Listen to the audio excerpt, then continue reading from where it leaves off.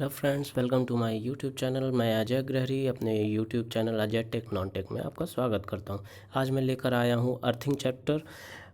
Earthing से related कुछ points हैं, तो आइए डिस्कस करते हैं। इसके पहले मैंने बैटरी पे करीबन 7 वीडियोज़ अपलोड किए हैं, तो प्लीज़ आप लोग ये वीडियो अगर आपकी हेल्प करती है, आपके लिए बेनिफिशियल है, तो प्लीज़ इसे लाइक कीजिए, शेयर कीजिए और सब्सक्राइब कीजिए। ओके फ्रेंड्स, आइए आगे बढ़ते हैं।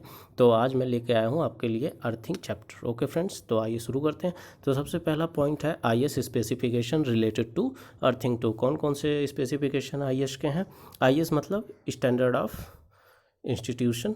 ओके फ्रेंड्स, आगे देखते हैं। तो पहला पॉइंट है earthing must be kept 1.5 metre away to the institution. मतलब अगर हम अर्थिंग कहीं भी किसी भी इंस्टीट्यूशन में अर्थिंग लगा रहे हैं, तो वो अर्थिंग हमारा जो लगेगा वो उस बिल्डिंग से, उस इंस्टीट्यूशन से करीबन 1.5 मीटर के डिस्टेंस पर होना चाहिए। अगला पॉइंट है earth wire size must be kept half of phase wire.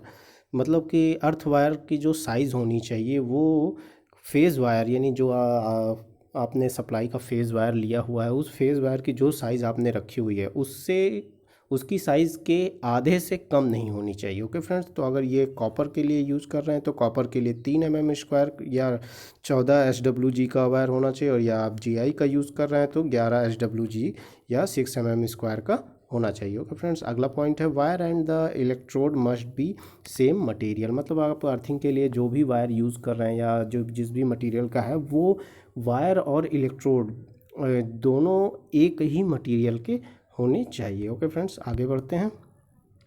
तो अगला पॉइंट है मेथड ऑफ अर्थिंग। मतलब अब अर्थिंग कितने कितने टाइप्स के होते हैं, तो आइए वो जान लेते हैं। सबसे पहला टाइप है आपका पाइप अर्थिंग।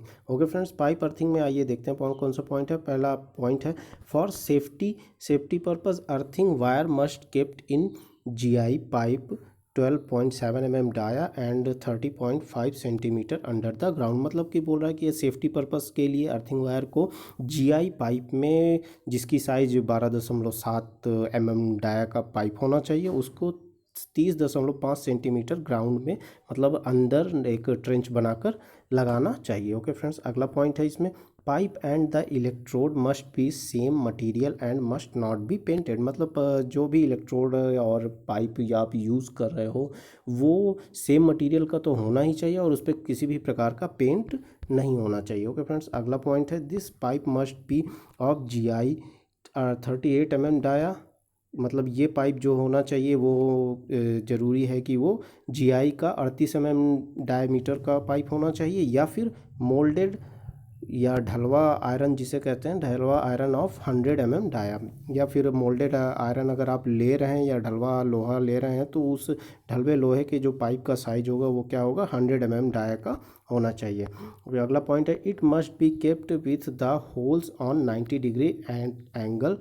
मतलब इसमें इस पाइप में जो पाइप को हम लगाएंगे इलेक्ट्रोड के लिए, पाइप अंदर उससे जो भी इलेक्ट्रोड पास करेगा उस पाइप को हम यूज़ करेंगे, तो उस पाइप में 90 डिग्री के एंगल पे उसके चारों तरफ होल्स होने चाहिए। ओके फ्रेंड्स, आगे देखते हैं। अगला पॉइंट है the pipe must be of 2.5 metre long. जो भी पाइप हम यूज़ करेंगे वो 2.5 मीटर लंबा होना चाहिए। ओके फ्रेंड्स, अगला पॉइंट देखते हैं इसी में it should be 3.75 metre under the ground. तो ये जो 2.5 मीटर का हम पाइप लेंगे, ये ग्राउंड में 3.75 मीटर तक गड़ा हुआ होना चाहिए।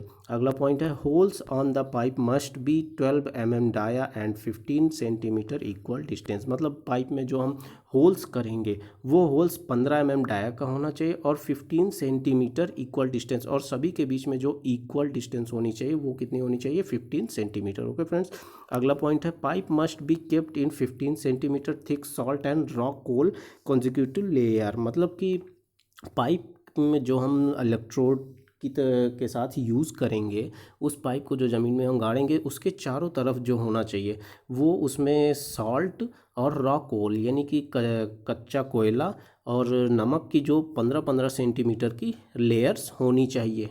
ठीक, ओके फ्रेंड्स, आगे बढ़ते हैं।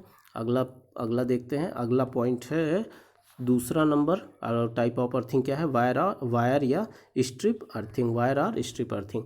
तो इसमें देखते हैं, this earthing is used where there the soil contains some रैकल्स और स्टोन पार्टिकल्स। मतलब ये स्ट्रिप या वायर अर्थिंग जो होती है हम वहाँ यूज़ करते हैं जहाँ पर मिट्टी में सॉयल या मिट्टी में रैकल्स या स्टोन के पार्टिकल होते हैं, मतलब जहाँ की मिट्टी पथरीली टाइप की होती है वहाँ पर हम वायर या स्ट्रिप अर्थिंग का यूज़ करते हैं। इसमें अगला पॉइंट है, as a electrode 30 mm square of copper wire और 6 mm square of GI wire. मतलब इसमें जो हम इलेक्ट्रोड यूज़ करते हैं वो 30 mm स्क्वायर का कॉपर वायर होगा या 6 mm स्क्वायर का GI वायर यूज़ करेंगे। ओके फ्रेंड्स, अगला पॉइंट है, its deepness in the earth 15 metre for wire. मतलब इसमें जो इसका जो वायर होगा वो 15 मीटर तक ज़मीन में गड़ा हुआ होना चाहिए अगर हम वायर यूज़ कर रहे हैं, या फिर and its deepness in the earth 5 metre for strip earthing. अगर हम स्ट्रिप यूज़ कर रहे हैं तो 5 मीटर तक उस अर्थिंग को नीचे तक गाड़ना होगा। ओके फ्रेंड्स, अगला पॉइंट देखते हैं। अगला पॉइंट है, तो तीसरी टाइप ऑफ अर्थिंग है रॉड अर्थिंग। रॉड अर्थिंग में देखते हैं, electrode 12.5 mm dia of copper rod. मतलब जो इसका इलेक्ट्रोड होगा वो कॉपर की रॉड के को यूज़ करते हैं जिसकी साइज़ क्या होगी, 12 mm डाया की होनी चाहिए। ओके फ्रेंड्स, अगला पॉइंट है, आर या तो 12 mm डाया का कॉपर का रॉड होना चाहिए या 16 mm डाया का GI रॉड होना चाहिए, not less than 2.5 metre long. मतलब 2.5 मीटर से कम नहीं, लंबाई से कम नहीं होना चाहिए, चाहे कॉपर की रॉड हो या GI की वायर रॉड हो। अगर कॉपर की रॉड है तो 12 mm का 12.5 mm डाया का होना चाहिए, और GI का रॉड है तो 16 mm डाया का होना चाहिए। और इसमें अगला पॉइंट है, this type of earthing is done in the Sandis call. मतलब ये ऐसे ज़मीनों के लिए या ऐसे जगहों पर यूज़ किया जाता है ये अर्थिंग जहाँ की मिट्टी जो होती है वो बलुई होती है, बलुई मिट्टी के लिए ऐसे अर्थिंग को यूज़ करते हैं। ओके फ्रेंड्स, अगला पॉइंट देखते हैं। अगला है 4th नंबर, प्लेट अर्थिंग। ठीक, ये मोस्टली सबसे ज़्यादा हम प्लेट अर्थिंग ही यूज़ किया जाता है। ओके फ्रेंड्स, आइए देखते हैं इसके पॉइंट्स।